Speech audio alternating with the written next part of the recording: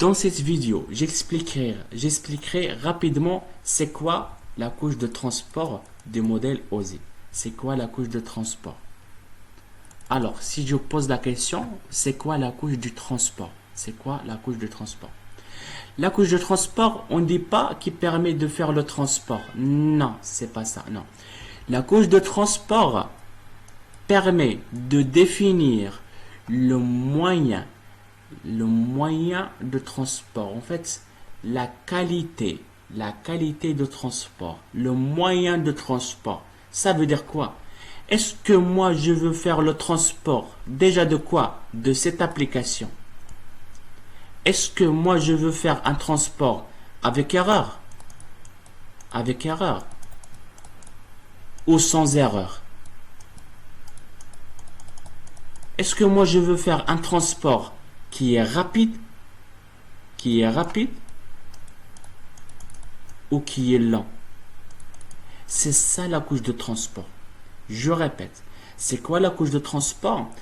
La couche de transport permet de définir le moyen de transport de l'information. Le moyen, ça veut dire quoi? Est-ce que vous voulez un transport, par exemple, d'une manière rapide ou d'une manière lente? Est-ce que vous voulez un transport, par exemple, d'une manière avec erreur ou sans erreur? C'est ça, en gros, la couche de transport. La couche de transport, il permet de donner quoi? Il permet de donner un service à la couche supérieure. Il permet de donner un service à la couche supérieure.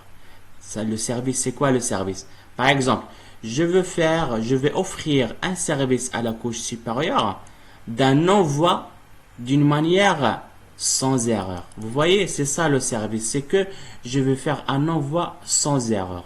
Je vais faire un envoi rapide. C'est ça un petit peu le service qui est donné par la couche supérieure. Bon, dans la couche de transport, on a deux grands protocoles. Un protocole qui s'appelle UDP et un protocole qui s'appelle TCP.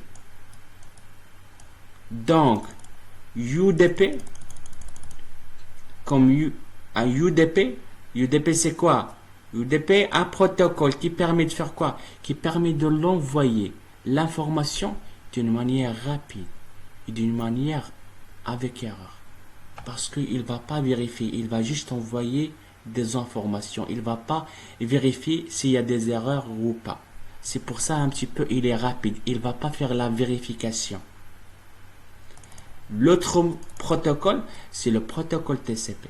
Le protocole TCP, il permet de faire un envoi lent, mais sans erreur. Donc sans erreur, parce qu'il va vérifier et tout, donc il va vérifier s'il y a des erreurs ou pas. C'est pour ça il est lent. Est-ce que c'est clair? La couche de transport, je récapitule rapidement. La couche de transport, il permet de définir un moyen de transport de l'information. Un moyen soit rapide, soit lent. En manière de sans erreur, on dit error recovery. Donc, en manière sans erreur ou avec erreur. En gros, la couche de transport, derrière, comme j'ai dit, chaque couche, derrière, il y a des protocoles. Et là, derrière, on a deux grands protocoles. Un protocole qui s'appelle UDP et un protocole qui s'appelle le TCP. J'ai des UDP, j'ai des directement la rapidité et avec erreur. J'ai des TCP, ça veut dire qui est lent, mais sans erreur. Un envoi, par exemple, le cas d'utilisation du UDP, c'est par exemple un envoi avec erreur. Oui, on envoie parfois un envoi avec erreur, mais rapide. Le cas, par exemple, de la voie IP. Le cas de la voie IP. La voie IP, c'est qu'il est rapide. Je parle, tu m'entends à la seconde. Lorsqu'on parle, par exemple, sur WhatsApp, lorsqu'on parle, par exemple, sur l'application Teams, c'est qu'on est en train d'utiliser la voix, mais par IP. Donc, la voix par IP, il doit être rapide. Mais malheureusement, c'est qu'il peut avoir des erreurs. Mais c'est pas grave. S'il y a des erreurs, vous allez me dire, bah écoutez monsieur, j'ai pas bien entendu. Est-ce que tu peux répéter? C'est ça. Donc nous, on est en train de faire la correction.